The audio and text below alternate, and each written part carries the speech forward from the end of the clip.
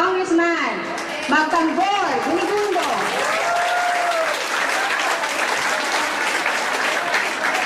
I continue. Ang Congressman Magtanggol P. Gunigundo Leadership Award ay isang parangal sa mga kahangahangang mag-aaral na nagpamalas ng kahusayan sa pamumuno sa kanyang kamag-aral. Dahil sa kanyang magandang halimbawa, naging bahagi ang ating Congressional Leadership Awardee sa pagpapatupad ng mga patakaran at programa ng paaralan, sa pagliligtas sa mga nasa panganib, sa paninindigan para sa katotohanan, bagamat marami ang sumalungat sa kanya, at higit sa lahat ay maganyat ang kanyang mga kaklase na magkaroon ng disiplina sa sarili, tamang asal, pag-ibig sa Diyos at pagmamahal sa kapwa. Ang naging panunturan sa pagpili ng ating Congressional Leadership Awardee ay ang mga sumusunod. Siya ay kasama sa mga magsisipagtapos sa taong kampara ng 2011-2012, naging opisyal ng anumang organisasyon sa paaralang ito, may integridad at karapatan sa paaralan, kamag-aral at lipunan. Naging magandang ehemplo sa kanyang mga kamag-aral at komunidad. Ang Congressional Leadership Awardee ay pinili ng isang komite na pinagkailangan ng guro, guidance counselor at mga gurong tagapayo na ika-apat na antas ng paaralang ito. At ang napiling tatanggap ng Congressional Leadership Award sa paaralang ito ay si Neil Raymond K. Pastor mula sa Pangkat Einstein. Si Neil Raymond ay tatanggap ng medalya, dictionary, at gift certificate worth 1,000 pesos. Mabuhay si Neil Raymond Balaw Pastor.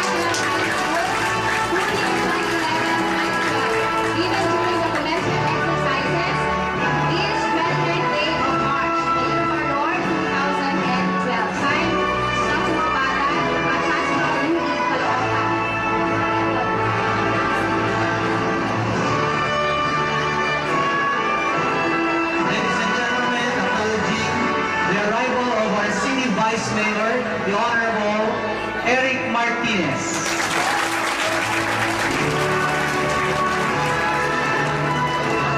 Our class valedictorian will also receive gifts from Councilor Lourdes Esteban, gift check from our Honorable Mayor Sherwin Gatchalian, from Councilor Adrian, cash gift from Councilor Adrian Lapan, gift from Councilor Cecil Di Mayo, gift also from Lorena Vidal Borja, from Councilor Shalani Soledad Romulo, Councilor Martel Soledad, from Councilor Lai Velasco with Certificate of Recognition. Our class valedictorian is also our best in science, Orator of the Year, Mathematician of the Year, Scientist of the Year, and Best in Mathematics. We will also receive gold medal from Mercury Drug Corporation Excellence in Mathematics and gold medal from Mercury Drug Corporation Excellence in Science. Let me read the content of this Certificate of Achievement for Excellence in Mathematics awarded to Neil Raymond Factor in recognition of his exemplary performance in the company's commitment in honoring tomorrow's leader today, given this 29th day of March 2012. Signed, School Principal, Mrs. Lina M. Agluto, School Department Head, Mrs. Bagwarja. And Excellence in Science awarded to Neil Raymond Factor in recognition of his exemplary performance and the company's commitment in honoring tomorrow's leader today, given this 29th day of March 2012.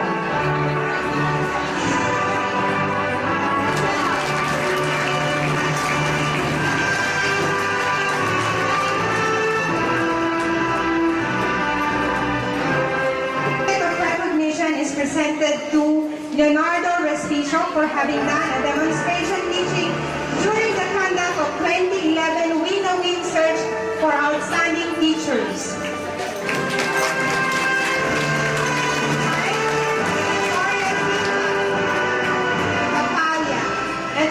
Program Supervision Mathematics, and Dr. Corderisa R. Mayari.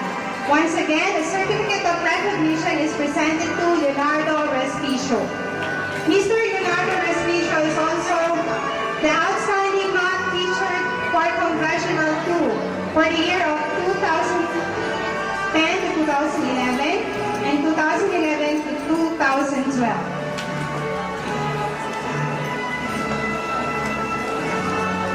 A certificate of recognition is presented to Rosemary S. Legarde for having done the demonstration teaching. At this point, we would like also to acknowledge the presence of Agawad Janina Bautista.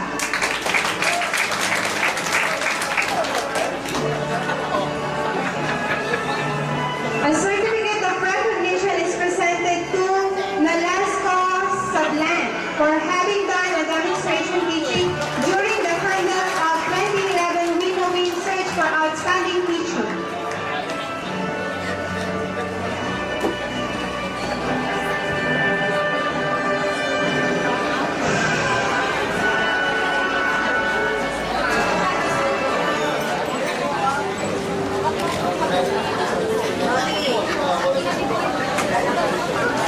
The Philippine Red Cross Valenzuela City Chapter presents this certificate of recognition to Parada National High School under the leadership of Mrs. Myrna M. Agulto, in acknowledging her significant contribution to the success of this year's membership fund drive program and activities of the Red Cross.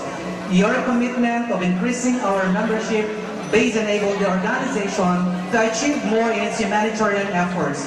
Presented this 29th day of March 2012 at Parada National High School, Valenzuela City. Signed, Elizabeth A. Chonco, Chairman Board of Directors, Gwendolyn Pang, Secretary General, and Richard J. Gordon, Chairman and CEO. May I ask Dr. Policarpio and the Marine Captain to please award the certificate of recognition to Mrs. Myrna M. Agulto. Republic of the Philippines, Department of Education, National Capital Region, Division of City Schools, Valenzuela City. Superintendent's Awards is given to Mrs. Myrna M. Agulto for valuable support in regional pathways and Aralin Panlipunan in grateful recognition and appreciation for her exemplary work, dedication, contribution, and service to the school, teachers, and the community of Parada National High School. Awarded this 29th day of March 2012 at Valenzuela City. Signed for the Liza R. Mayari, Schools Division Superintendent. May I ask our Congressman Magtambo Tigunigundo to award this certificate.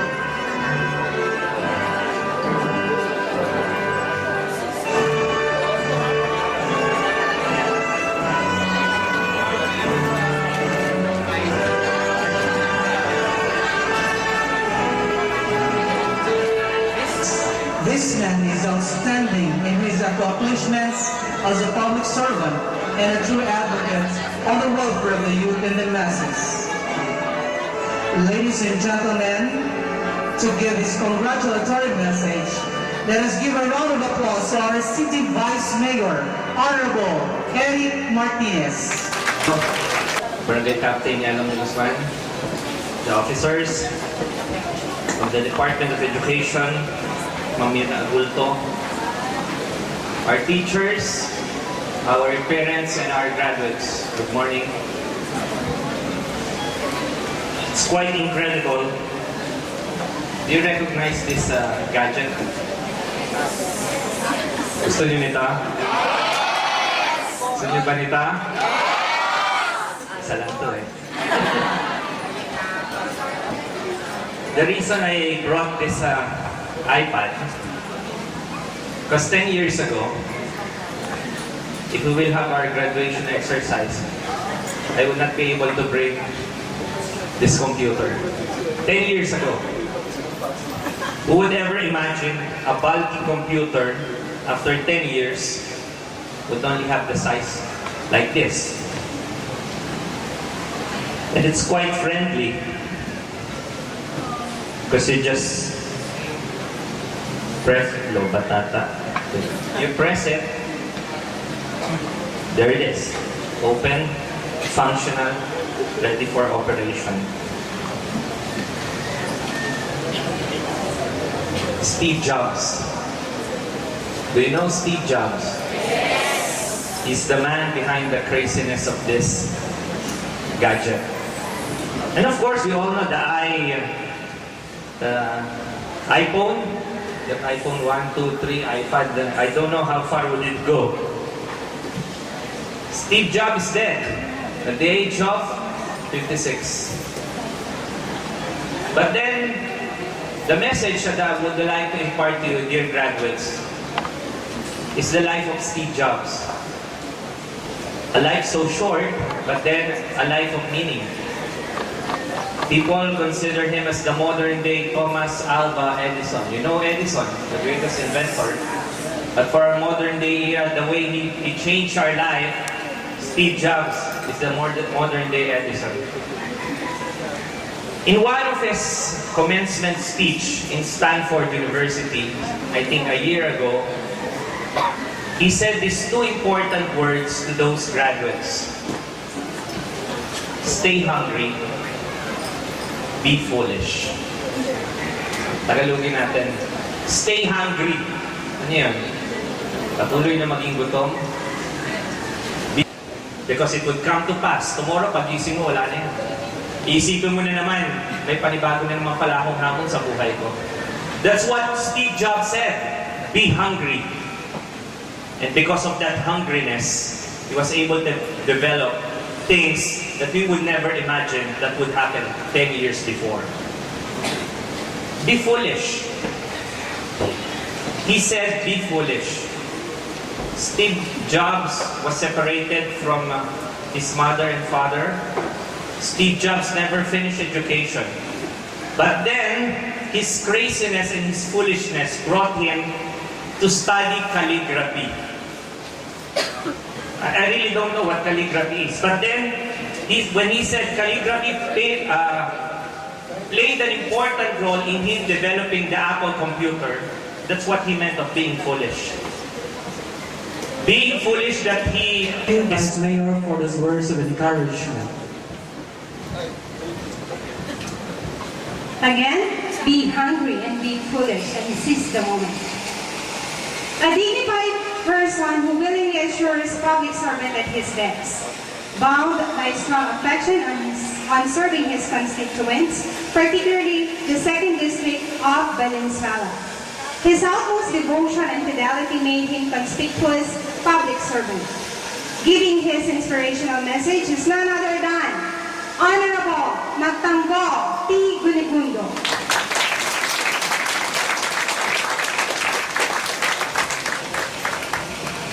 Araw po na kayo lahat.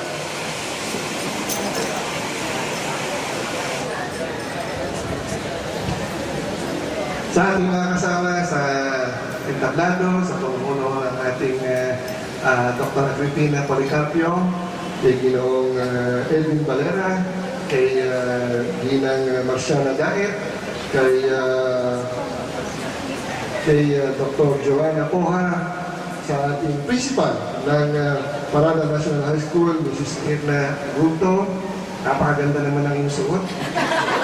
Pang-graduation ball yan Sa ating mga kasama na bilingkod sa lungsod ng Valenzuela, kay Vice Mayor Eric Martinez, kay Kagawad Janina Bautista ng Marulas, na nagpapaampun daw sa parada, at kay Kapitan Marcelo S.A. Di Guzman ng Barangay Parada. Sa lahat ng mga guro na nagagandahan sa Parada National High School, sa lahat ng mga magulang at mga nagsipagtapos ngayong umaga. May ibang nabigat tayo amin. Diyos maghay na andaw sa inyong gabos, maayong buntag sa inyong tanan. Para sa mga waray, maupay na aga sa inyong tanan. Magandang umaga sa ating lahat. Good morning. Ohayo gozaimasu. Alam niyo, inaaral ko ang mga wika ng ating bansa at nakalimutan kong batiin ang ating principal ng Malaysia National High School, si Dinang Nagrimas Baite. Kasi isa ka na, kasi napansin ko lang yung ganda ng suot ni Mirna eh. Ang si Dinang Baite, bahagi ng iyong buhay dahil siya yung dating principal ng Parada National High School. Tama ba? Pakpakan natin si Dinang Baite. Okay. So, masaya ba kayo? Are you happy? Yes! Very happy? Yes! Alam niyo, dapat pag sinabi yung very happy, ang sagot nyo, super happy. Okay. Are you happy? Super happy! Yan. Tama yan. Yan ang tamang attitude. Maging happy. You must always choose to be happy in spite of the situation that you are in. Happiness is a choice. It is not dependent on any material possession or relationship that you have. Ngayong umaga, tinutundo ka na ng ating mga diploma ang inyong pagiging high school student dito sa Parada National High School. Kahit na ang inyong valedictorian na si Ginoong Factor, kahit na siya ay valedictorian, hindi na siya pwede mag-aral sa Parada National High School. Bakit? Kasi graduate na siya. At ano ang inyong katibayan na? Yan! Ang inyong katibayan na kayo ay tapos na ng high school sa mataas na paaralan sa Parada. Ibig sabihin niya, hindi na kayo pwedeng utos-utusan ng inyong mga guro. Hindi na kayo pwedeng takot-takutin at pag-tilata ng mata. Bakit? Kasi graduate na kayo eh. Pero hindi dapat nagtatapos doon ang inyong pagmamahal at paggalang sa inyong mga guro. Pwede ba natin palakpakan ng inyong mga guro?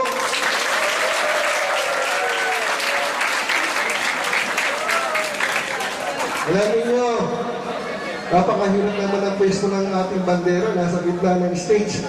Pwede ba ako lumagay sa gitna? Kasi edad ko na yung mga tatay at nanay ninyo. Noong 1981, sila rin ay nagtapos ng high school. At alam niyo, napakasarap mag-graduate ng high school. Kasi pagkatapos ng maramang panahon, yung mga kaklase mo na dating makukulit, hindi na makukulit ngayon. Mausyoso na. Yung mga bata na kaklase mo, kalaro, dati-dati, hinahatid pa sa eskwela ng kanilang mga magulang. Ngayon, ayaw na magpahatid sa bahay at tatay. Pati pag-uwi, ayaw pang umuwi. Gusto meron pang dadaan ng ibang lugar. Masarap ang high school kasi marami nagbago sa buhay ng isang bata. Lalo-lalo na sa kanyang katawan. Dati-dati, ang bata, ang boses niya maliit. Dahil sa kakapiyok, lumaki tuloy ang boses niya. Maraming bata, ngayon lang nakadiskubre kung paano magkaroon ng tigyawat sa mukha. Tama ba? Kaya ba naman, ngayon lang nakaranas na mag-ubos ng mahabang panahon sa harapan ng salamin. Kasi inaayos niya yung kanyang buhok at lalagay ng makeup at lipstick. At dito sa high school niya naranasan ang tubuan ng buhok. Saan bahagi? Sa kilikili. Tama. So, alam niyo, pag nagre-reunion kami sa ating batch, pinag-uusapan namin yung mga kwento-kwento ng araw, ano yung mga nilalaro namin, ano yung mga paborito namin, mga kanta, andyan na yung $6 million man, andyan na yung Game & Watch. Ayun, ang dami nila na paglaruan. Una, andyan na yung Angry Birds. Meron pa ba naging Angry Birds dito? Tetris. Facebook. At yung pinakabago, SimSim. Alam niyo, bago ko pumunta dito, tinanong ko sa SimSim, anong batch ang pinakamagaling na graduate sa Parada National High School? Alam mo ba na sa batch 2012 ng Parada